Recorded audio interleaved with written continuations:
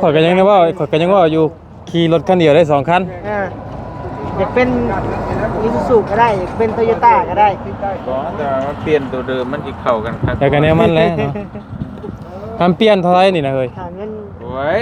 1,000-3,000 บาทนี่เด้3,000แล้วนี่นะมันก็บ่ได้แพงกว่าเลยนะโอรีโนเวทใหม่ครับขึ้นกระจังหน้าแซมบ่บ่แซมแล้ว20,000ฝ่ายพันออกมาแล้วมันเป็นยังเป็นฟอร์ดมันจะมี น้องนิวอ๋อมันช่อยนี่บ่โอ้บ่ยาวดีบ่ยาวก็ได้คือกันเบิดล่ะเบิดแหละไปเป็นบ้าได้ค่ะนั่นแหละเนาะ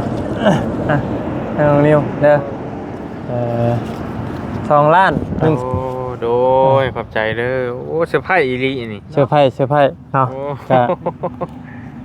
ทั้งแม่เพิ่นโดยส่งมาให้ก็คือพวกเจ้าก็ว่าสิฮู้กันอยู่แหละเห็นเพิ่นส่งบินมาให้อยู่แต่เพิ่นบ่ได้บอกว่าเพิ่นส่งบินหยังมาให้จังใดหั่นน่ะเพิ่นให้บ่ยาวชื่อล่อแล้วก็ชื่อนั้นมันไดเพิ่นบ่ยาวยังบ่ได้ซื้อให้เนาะมีแต่บ่อื่นก่อนอื่นสิซื้อมันไดอันไม่ได้เป็นเทียบขึ้นนะบ่พันห้า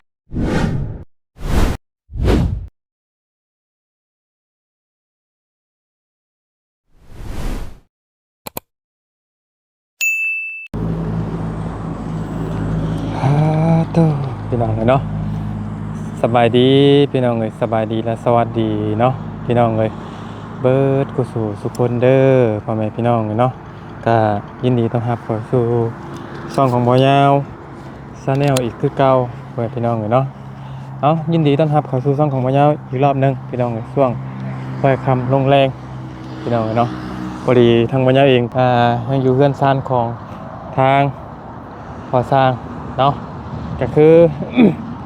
สำหรับคลิปนี้กับพอดีทั้งบ่ยาวเองจะมาขอบคุณทาง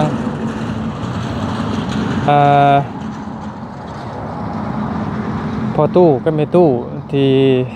ซื้อล่อให้เนาะซื้อล่อให้ทางพอสร้างยาวแล้วก็พอดีเพิ่นให้รางวัลบ่าวยาวกับน้องนิวบ่าวดีพี่น้องเนาะขอบใจขอบคุณทางไม่ตู้เพิ่นได้หลายเด้อเนาะที่มีน้ำจิตน้ำใจมองเห็นบ่ยาวเนาะพี่น้องเลยเท่าเอาอีแต่นั่นแหละพี่น้องเลยเนาะก็คือบ่ยาวจะมอบเงินมอบคำให้ทางประตูมิตู้เนาะพี่น้องค่ากันเทศเยอะนะโธ่คักแน่ดีนี่เนาะ เฮ็ดได้กินนะปิ้งโอ้คักเป็ดผูได้เนาะเพื่อได้กินถึงเติบได้นี่ ว่าสิได้กินโลคนมันก็สิแล้วเพื่อสิได้กินคำเพื่อสิได้กินได้นี่มืดก้อนอีกหน่อย หมูหยดปืนไฟช่ำจักผู้แรกก็ใหญ่เพื่อนแล้วพูดนะเนาะ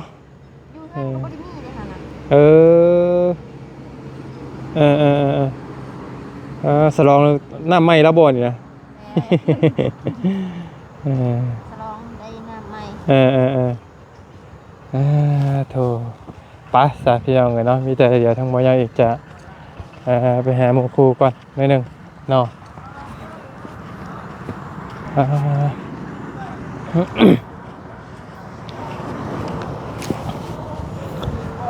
ไปพอดีมื้อนี้ทีมงานก็มาร่วมโตกันอยู่เพื่อนอยู่ซ่านของทางพอสร้างเพิ่นเนาะพี่น้องเลยจะได้จักหน่อยแต่บ่ยาวสิได้ออกเมื่อพี่น้องเลยเนาะสิมอบเงินมอบคำให้ทางบ่ดีกับทางน้องนิวก่อนพี่น้องเลยอันนี้ก็สิเป็นเงินซ่านของทางพอสร้างเนาะเราก็เฮ็ดมาหลายปีแล้วพี่น้องเลยเนาะครับมกดีใจแทนเราที่มีผู้รักผู้ใหญ่เนาะมอบเงินมอบความให้เพื่อนซานอันนี้ก็ได้น้ำในตัวเรือกับเมนรถจักรพี่น้องเลยเราก็ปลูกพริกมะพร้าวใส่จนสิเป็นหมากอะไรพี่น้องเลยเนาะนะโอเคพี่น้องเลยเนาะก็มีแต่ทางมายาวเองก็ เป็นอีกกระบอกเสียงหนึงเนาะที่ถ่ายทำให้พี่ให้น้องเบิ่งเพิ่นเด้ทั้งพ่อเรามาเป็นที่เรียบร้อยพี่น้องเอ้ยโอ้โธ่ไปแล้วบ่เฮ้ยโอเคเนาะว่ากัน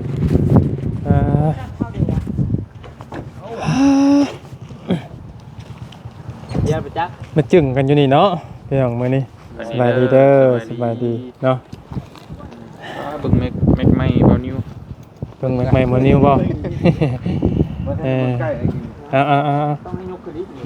แม่นั้นตั้งมาใหม่เนี่ย สบายดีพ่อ เจ้าสบายดี มาได้ไสนะ มาแต่เบิ่งไม้ มีหยังนะ เจ้า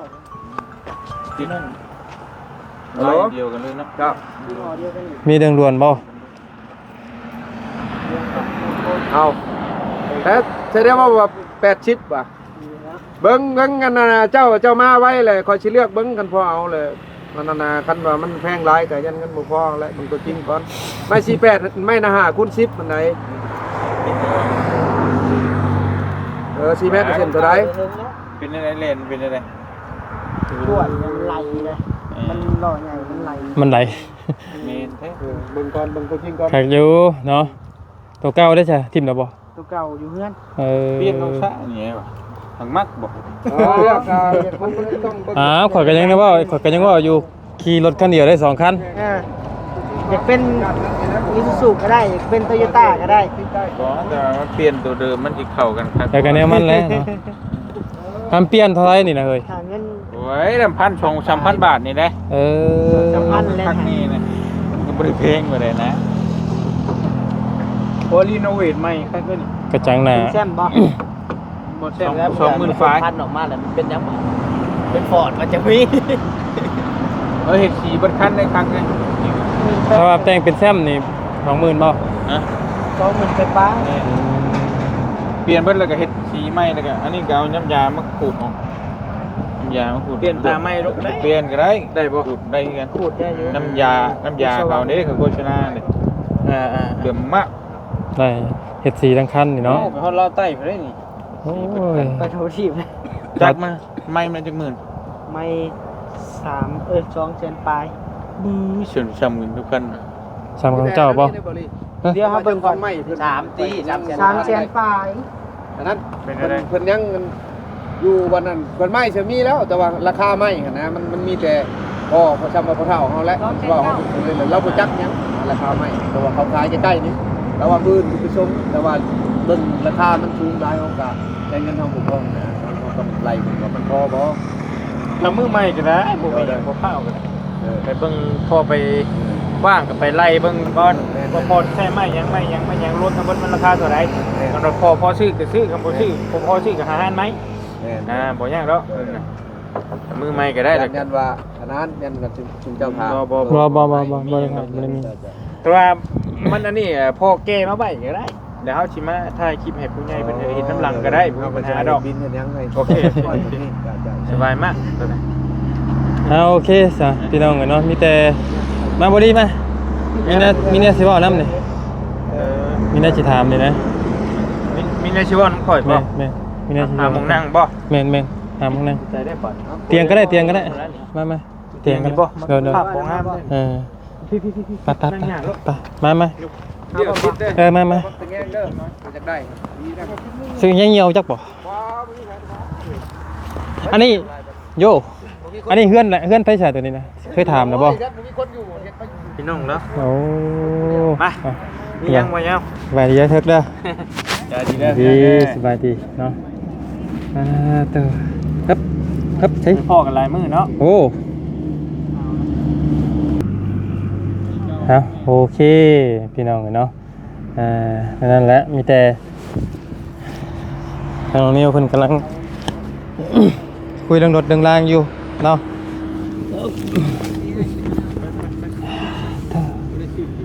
มาโอ้ยยาแล้วเดี๋ยวนะครับเตียงโอเค ข้าม สิข้ามสิมืดเนาะ เจ้าเอียงไปเพื่อเจ้าก็ได้อยู่บ่สมมุติเจ้านั่งพุ่นนะ แม่นได้อยู่ เอียงให้มันฮอดสดๆนี่ก็ได้หนักกล่องต้องเอียงเพื่อไว้ ใกล้ๆพุ่น โอเค บ่ใกล้พุ่นบ่ ได้ โอเคได้บ่ ผมมากันเองเด้ อืม ได้กินมะขามแล้วได้กินเลย นี่ไอ้ มีอยู่มะขามเพื่อน บอกไปถึงอยู่เลยเนาะ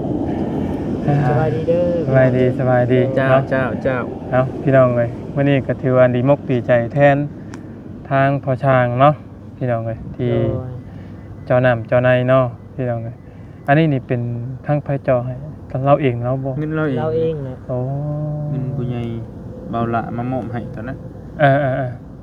พ่อคือว่าพ่อยัง ประตูบุญจันทร์ บุญจันทร์นะ เมตู้อะน้อง แม่ประตูบุญจันทร์กับแม่ตู้อะน้องเนาะเอ ส่ง อ มาหาบอลลี่อยู่ เออ ให้ไปเบิ่งไปแย่งช่วยเล่านี่เด้อ เออ ไม่ทราบว่าจะโทรมาอยู่ทางพ่อเพิ่น แต่เราบทจักหยัง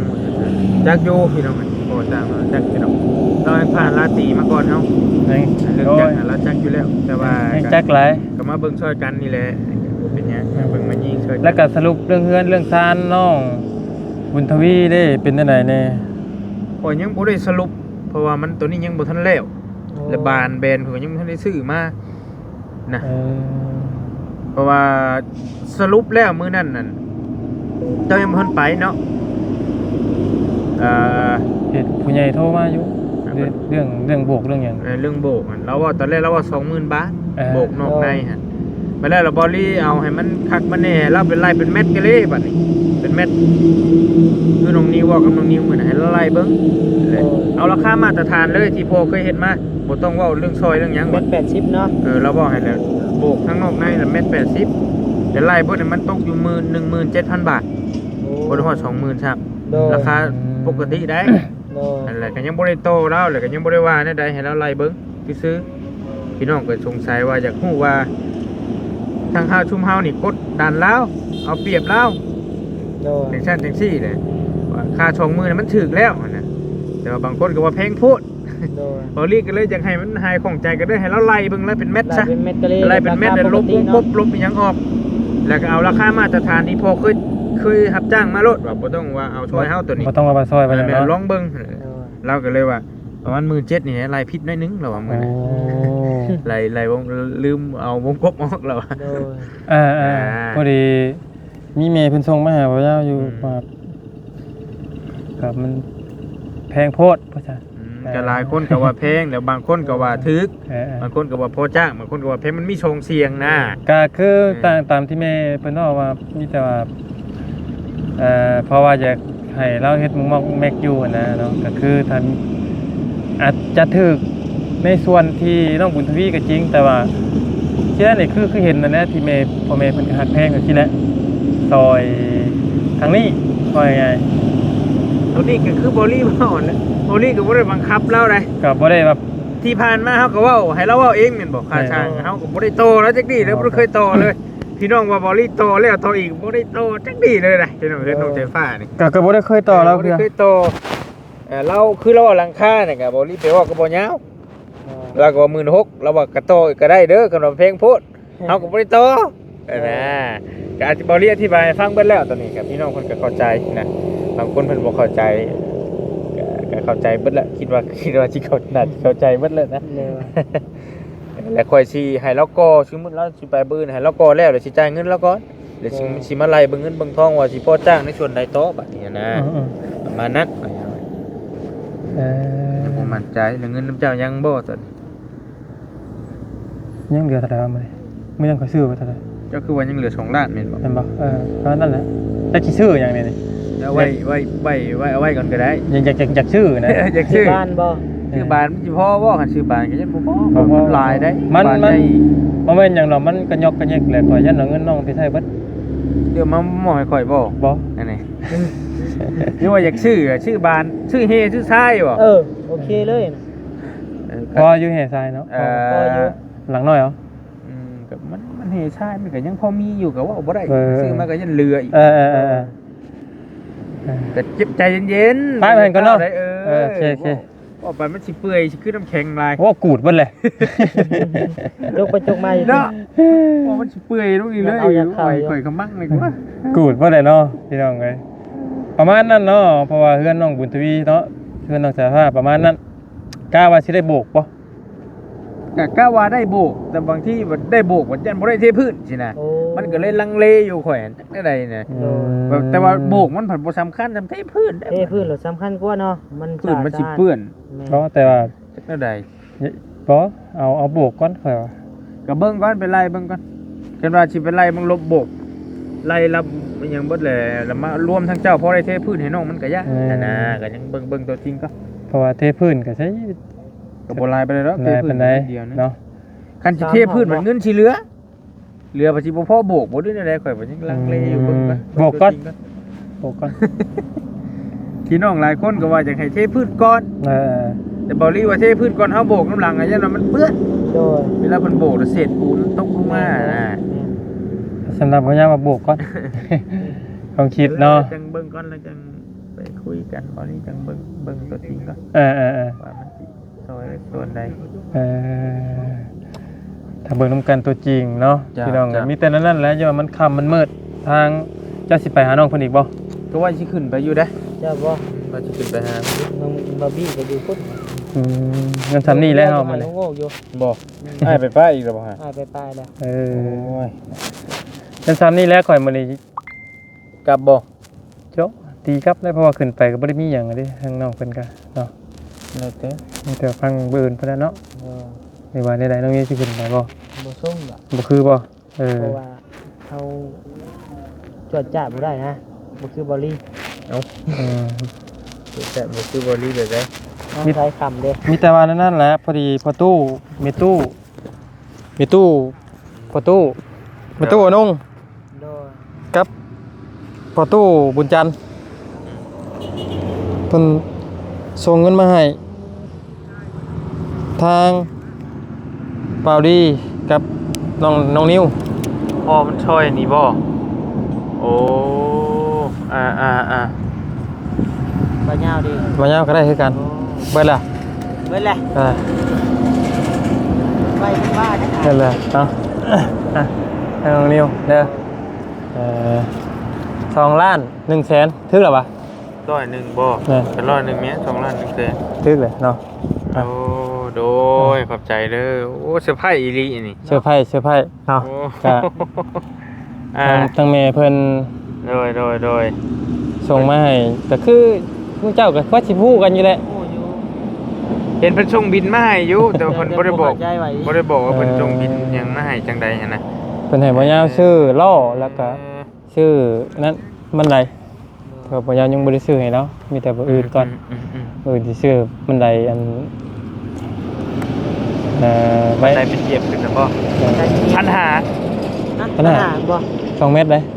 จักสิแม่น2เม็ดบ่ ก็เคยถามบ่ได้ค่อยถาม 2,000 กว่าเนาะ ค่อยถามอยู่พลาน่ะ 2,000 ปา ผ่าย นเอเวียด จะไปเบิ่งขอยถามก็เมียขอยถามมื้อนั้นเรา1,500 ไอเบียดตัวอันเฮาซื้อมื้อนั้น เอ บ่ อไอ้ปั๊มมันน่ะแต่บ่ฮู้ว่ามันฮอด2เม็ดบ่มั่นใจแต่เห็นมันมีอันนึงมื้อน่ะ อยากได้จักซองนี่แหละเพราะว่า มันสูงแน่เนาะ มันพอมันใช้งานถ้ามาซูมก็หันก็ใช้งานยากอีก แม่น สัก2 เม็ดก็ได้ จะลองเบิ่ง อยากไล่ได้ว่าแต่ก็คันนั้นก็เคยซื้อเอาอยู่พอบัดหลอดไฟยังขาดก็ ก็แม่นมันสะดวก มันเบาเด้ แม่น เมียเพิ่นก็อยากได้มือเฮือนมือไว้เฮือนนะ ๆแม่เจ้าบ่ แม่นเวลารถไฟขาดก็จะเว้าให้แหละ แม่ มีแน้ยื้อนะอย่างนี้ พออยู่เฮือนบ่มีหยังเนาะ อืม มีแต่นั้นแหละยามมันค่ำมันมืดแล้วสิคอยก็สังว่ากันเนาะเสียได้เลยอีก ชีวิตนะ เออมีแต่ เฮามีแต่ โอ้ยดีใจเวลาเดี๋ยวพอได้เติมน้ำมันแล้วบ่รีก็ได้ แม่นแล้วได้อีกหลายมื้อเติบอยู่ โดยมีแต่นั่นแหละประตูบุญจันทร์กับแม่ตู้อนุ่งเนาะ โดย มีแต่ ให้ทั้งบอดี้เนาะ ดึงเอาด้วยได้ โดย จะภาพบ่ให้ ขอบใจขอบคุณทั้งแม่ตู้เพิ่นเด้อ เสียงมันบ่ดังนะ เพิ่นอยู่เมืองนอกเมืองหน้าพุ่นแหละ โดยเนาะทางบอลลี่เองก็ขอบคุญขอบคุณหลายๆเด้อทางพ่อตู้บุญจันทร์กับแม่ตู้อนงเนาะที่ฝากเงินมาให้ทางบอลลี่ไว้เติมน้ำมันบ่ไว้ใช้จ่ายนี่แหละในการเดินทางเฮาเนาะเพิ่นก็ส่งมาหาบอลลี่อยู่พอเพิ่นก็เมื่อคืนนี่ก็เพิ่นโทรคอมาหาอยู่ว่าน้ำเพิ่นนิดนึงเพิ่นว่าก็ฝากฟังน้ำบอลลี่กับทีมงานนี่แหละว่าจะป้าจะถิ่มทั้งพอสร้างเราเด้อเพิ่นก็ลิต้นหั่นนะยันเราบ่จักแนวเฮ็ดแนวหาว่าซั่นก็ได้ชุมลูกนี่แหละได้บารมีชุมลูกนี่แหละเบิ่งว่าซั่นเราก็จังพอลืมตาอ้าปากได้หั่นนะเอาก็ให้ทั้งพ่อกับแม่ เด้ออยู่ดีมีแฮงให้โชคให้มานให้ร่ำให้รวยเนาะเดินทางขึ้นเหนือลงใต้ก็ให้มีแต่คนฮักคนแพงอยู่ดีมีแฮงเนาะอย่าเจ็บอย่าจนอย่าคัดอย่าสนเนาะร่ำรวยๆเด้อแม่เด้อกับพ่อพร้อมเนาะสาธุเด้อเนาะเนาะท่านนี้ป่ะ เอาเนาะทางลูกนิ้วก็ขอขอบมุกขอบใจเด้อเนาะทางแม่นงกับพ่อยังก็เลย พอตู้บุญจันทร์ พ่อตู้บุญจันทร์ จ้า เนาะที่พากเงินพากคำมาให้บ่นิวเติมน้ำมูกน้ำมันใช้จ่ายนะพี่น้องเนาะวันนี้ก็ขอบมุกขอบใจหลายๆเด้อเนาะพ่อตู้ทำเป็นตู้คอยพ่อตู้เป็นตู้อยู่ดีไม่แห้งความเจ็บป่วยได้ความไข้บ่มีปรารถนาสิ่งใดขอให้ได้สิ่งนั้นสมความมุ่งมั่นปรารถนาอย่าเจ็บอย่าจนร่ำรวยๆเด้อพ่อเด้อแม่เด้อเนาะอยู่เป็นห่มโพผมใส่ลูกหลานตลอดไปเด้อเนาะสาธุ เนาะพาสามีเตยนั่นแหละอย่ามาโต ยังอยู่ยังบ่ได้จบครับข้างไป ข้างบ่ สิคุยกับช่างแล้วหน่อยนึง โอ้ย ถามเพิ่นจังหน่อยก่อนแล้วก็จังว่ากัน เอาซาบุรีน้องเพิ่นยัง ตัวเราไปสั่งไม้อยู่กินนี่ไปถามเราเบิ่ง เออ เรามาแจ้งอยู่มันบ่ได้เช่นสิ ลบหน้าลบหลังอยู่เราก็ได้ยันแต่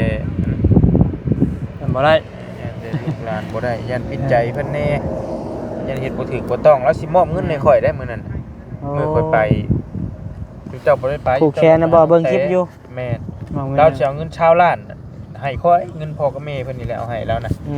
บ่าวลาเอามาให้เราบ่อยากกล้าถือ เราย่านบ่ ก็บ่แม่นว่าย่านน่ะอยู่นำเราเองก็ย่านรักษายากเด้ย่าน เบิด กับเรา มัน จะ เบิดแน่อย่างสนาแล้วก็เลยว่าอยากฝากไว้นำก่อนแต่ว่าบ่รีบ่ฮับ โดย บ่กล้าฮับ มันหลายโพดบ่ บ่แม่นมันหลายเพราะว่าพ่อแม่เพิ่นก็ตอนนั้นเพิ่นยังบ่ได้ติดต่อมาหาข่อย โดย บ่าวลาก็บ่ได้ติดต่อมาหาข่อยน่ะบ่จั ว่าก ไงบ่มีคนยันยังยืน แม่น ให้ ข่อยน่ะ เนาะ บ่กล้าฮับ โดย อันน่ะข่อยว่าเอ้าเพิ่นยันผิดใจเพิ่นตัวคือพ่อแม่เพิ่นนี่ก็ว่าขออนุญาตนำก็บ่แม่นว่าท่านว่าที่เรายันมันบ่ถูกบ่ต้องหันนะเพราะว่าจังว่าเพิ่นติดต่อมาแล้วฝากฟังให้ลูกจัดการให้แน่นั่นนี่ก็สิกล้าถืออยู่ โดย ยันผิดใจพ่อกับแม่เพิ่นนี่แหละยันบ่ถูกบ่ต้องเลยบ่กล้ารับเลยพอถือไว้คืนซะว่าหั่นนะจริงๆก็ถือได้อยู่บ่เป็นหยังดอกหลายกว่าหั่นเนาะก็เคยถืออยู่ผู้ใหญ่เพิ่นสอนแต่ว่า เคยอยู่ ก็ให้เป็นให้เราถือไว้ซะว่ะหลายคนก็เห็นดีนะว่านั่นน่ะถูกต้องแล้ว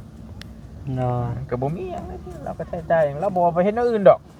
เราก็เห็นเพื่อนในชาติเรานี่แหละ เราก็เฒ่า เพ เลย ราะว่าเราเองก็อยากได้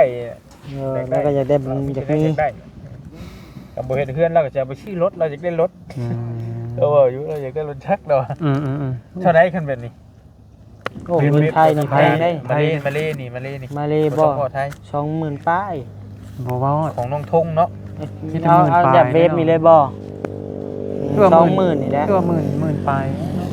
บ่ได้ดิ บ่ได้ 20,000นี่แหละไป บ่แม่นตัวนี้บ่คำ20,000เอาตัวนั้นก็ดีเด้นั่นน่ะตัวนึงแล้ว คือของน้องพรบ่ อ่า เป็นบ้าใช่มันเงินเราบ่พอก็ยังเอาตัวนี้ก็ได้นะของมาเลนะ เว็บไทยมาเลย บ่แม่นตัวนี้ในเว็บไทย ตัวนี้เว็บไทย แต่ว่าไปเอาอยู่ห้านบ่ได้ บ่ได้ดอก4-5,000 แม่น เดี๋ แล้ ยว ว เพิ่นเอาตัวธรรมดาหั่นแหละ เว็บไทยมาเลย มีอยู่เว็บไทยมา โอ้ย เอ้าส่งเว็บไทยแต่เป็นมาเลย เอา พอดีว่ายากเนาะ โอเคอันนั้นแหละจ้ะเนาะพี่น้องไงเนาะทานเลย อย่าไปถาม มีแต่ บอก ว่า ว่าชื่อให้ แต่ ชื่อเพื่อนยังไงก็ เอาลงเด้อมื้อนี้ เอาลง เอาลงเด้อ ไอ้ซื้อเพิ่มอีกเนาะ มันเกินชื่อแล้วนะ ไปชื่อซอยสเตลเราขายทานอยู่ เนาะสเตล ไปชื่อซอยแล้ว เดี๋ยวสิไปซื้อซอยละ ชื่อใช่น่ะ ในเฮือนเราพู้นแหละ แล้วเปล่าทานมาใช่ เราเผาเองเรา ตรงน้ำเบ้ามาขายแล้วชื่อโต สอบเท่าไหร่ 38,000 โอ้ถูกซ้ โอ้ แต่ค่อยให้เรา30เช้าอ่ะช่วง ำให้ละ30ซะ เดี๋ยวไปโหลดครับอยู่หันมันเอง เออ ภาษามีแต่นั้นแหละเพื่อบ่การเสียเวลาพี่น้องเนาะกับพี่แต่ทางมวยาเองก็ขอบใจขอบคุณทั้งประตูมีตู้เพิ่นได้หลายเด้อพี่น้องเนาะ มีแต่บาเรียบอื่นทั้งหมดจะซื้อวันใดมาให้เราพี่น้องเลยเนาะเอาขอมุกขอบใจขอบคุณขอให้พ่อกับแม่อยู่ดีมีแห้งครอบครัวได้แม่เด้อเนาะขึ้นเหนือน้องไต่ให้ตลอดปลอดภัยเนาะที่ซอยทางลูกๆทางพ่อกับแม่เพิ่นก็ให้คนละ100พี่น้องเนาะบ่ยา100นึงน้องนิว100นึงบ่ลี100นึงเนาะ ขอบคุณในหลายที่มองเห็นในการไปการมาของเฮาเนาะแม่อยู่ดีมีแฮงขอบคุณ FC เบิดกุสู่ทุกคนนั่นแหละพี่น้องเอ้ยที่เป็นกำลังใจจนฮอดมื้อนี้เนาะพี่น้องเอ้ย โดย ฝากกดไลค์กดแชร์ให้ต่อไปในเด้อพี่น้องเอ้ยเนาะป้ามีแต่นั้นแหละเนาะอยู่ดีมีแฮงโดย อ้าวใจได้หลายเด้อ โดยอึ๊บได้ละน้องได้ละไปโอเคพี่น้องกันเนาะอยู่ดีมีแฮงอันนี้ก็ซ่านเรากะ เรากะลกหมกกิ๊กให้เลยพี่น้องเนาะลกหมกกิ๊กงาถึงเมื่อปลูกอยู่พี่น้องเลยหมกกิ๊กพายเนาะแจ็คใช่แม่นหมกกิ๊กยังพี่น้องเลย อยู่ดีมีแฮงเบิดคู่สู่ทุกคนเด้อพี่น้องเลยความเจ็บบ่ได้ความไข่บ่ให้มีขอบคุณในหลายพี่น้องเลยเนาะผิดพลาดประการใดทั้งวันนี้เองก็กราบขอโทษขออภัยหลายๆพี่น้องเลยไปแล้ว